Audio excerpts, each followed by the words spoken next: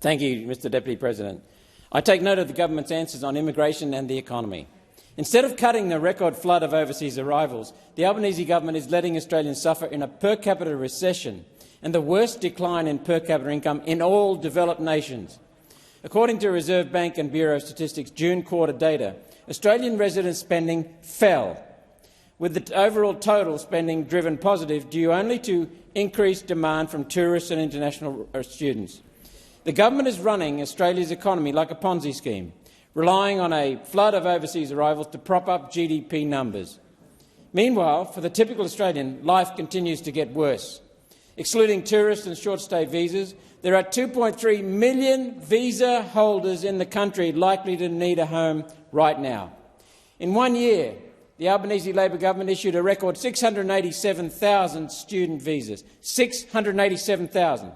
We only have 100,000 dedicated student accommodation beds. Yet Treasurer Jim Chalmers went on national TV and deceitfully told the Australian people the level of net overseas migration is, quote, not something the government determines. Blatant misinformation.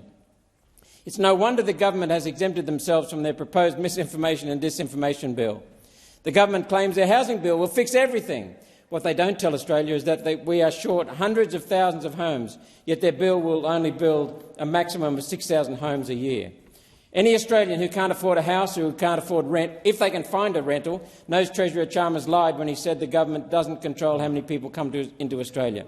The Labor government is letting overseas arrivals— Senator, point of order. I think it was about around the use of the word lie. Can we just— I withdraw that word and substitute misinformation. Yeah. The Labor government is letting overseas arrivals run out of control and don't even know how many will arrive this year.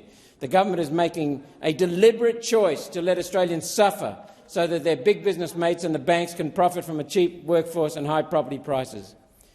We need to stop this crushing flood of overseas arrivals that are here purely to hide a per capita recession.